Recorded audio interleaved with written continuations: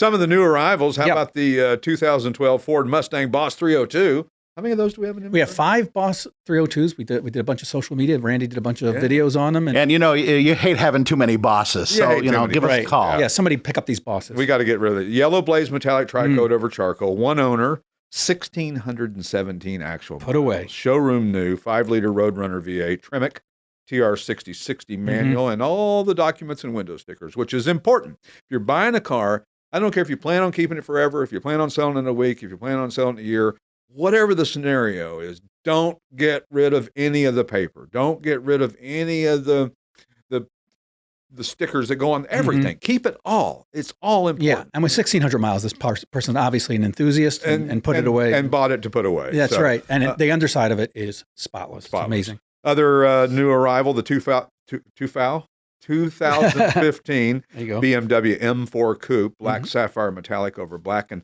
Shakir orange. I'm sure I pronounced that wrong.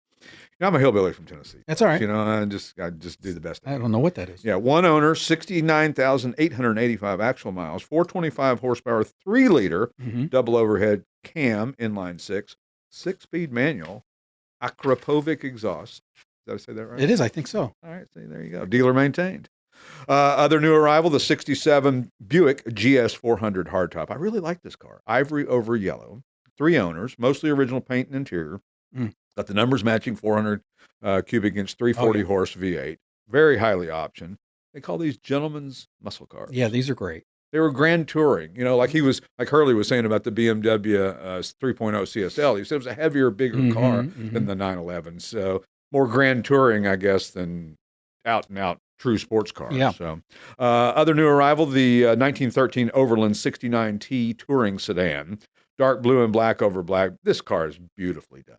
I mean, just amazing. It is. It's got the L-head inline 4, brass galore, stunning woodwork, solid. And it was twice as much money as a Model T back in the day. It was $900. Yeah, which was a big deal in 1913. My first iPhone was more. Exactly. We always say that. My update was more than that. Way more than that. Double that. I could have 3 of those, right? Wow. Other new arrival, the 1970 Buick Riviera hardtop, emerald mist over black. Cool car. 87,000 actual miles. Numbers matching 370 horse, 455 cubic inch V8. Numbers matching turbo hydromatic 400 automatic. AACA junior win.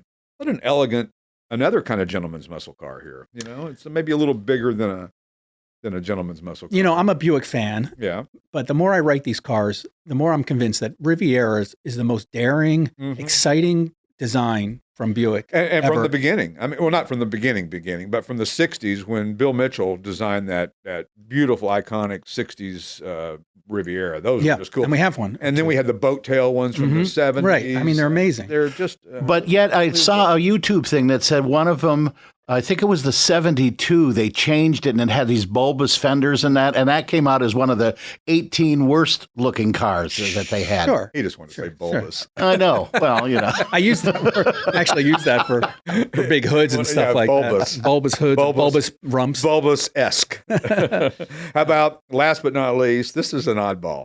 The 1969 Chevrolet Caprice 4-door sports sedan. Ooh. Garnet red over black. 93,000 actual miles. Numbers matching 427 cubic inch, 390 horse V8. And numbers matching the turbo hydromatic 400 automatic. Protecto plate, very original, 12-bolt posi. This is a 4-door sedan. And it will sell. Yeah. Oh, yeah. I mean, these things go quick, even 4-door. Yeah, but talk about grand touring. That's a nice lead sled. And you just don't see many of those with the 427. People love them. People love them. They buy these things up like I know. crazy. It's funny, cars like that when they come in, you just know that they're going to be the next to sell. Exactly. But my dad had this, it could be gone. 66 Caprice with a 6-cylinder. Yeah. Way to go, Dad. Thanks for being cool. Still collectible. Yeah, still collectible now, And it's funny, like Camaro SS convertibles that have 6-cylinders in them that we've had here. Yeah. Which you think nobody would order that. Yeah, some people did. They wanted maybe the looks, the spoiler, maybe the added accoutrements that the SS had, but they didn't want the V8. They were even cost efficient. Even people back then were fuel minded, even in the late 60s. A little bit when it was 25 cents a gallon. Yeah. Well, but I mean, it was all relative. My grandfather was thrifty when it was not expensive to do anything. You could go to Disney World for $50. That's old school. That's old world stuff. I told you my grandfather, my dad, and I went to Disney World the first week that it opened. Oh, really? In 1971, I think it was. Yeah, I think and I would have been 9. And we went, and we all it was amazing. We all enjoyed it. It was probably inexpensive at that time to get in. Yeah, it was probably $8. Yeah. Oh, it's crazy now. 71, $8. Yeah, You can't get a glass of water for $8 at Disneyland, Disney World. And they're selling like faster fast passes that are extra money on top of the extra money. You pay. Sure. Yeah, it's like we're going to charge you $180 a ticket, but if you want to wait 1 minute less, it's $380. You've been listening to the Classic Auto Mall Show with your host, Stuart Howden.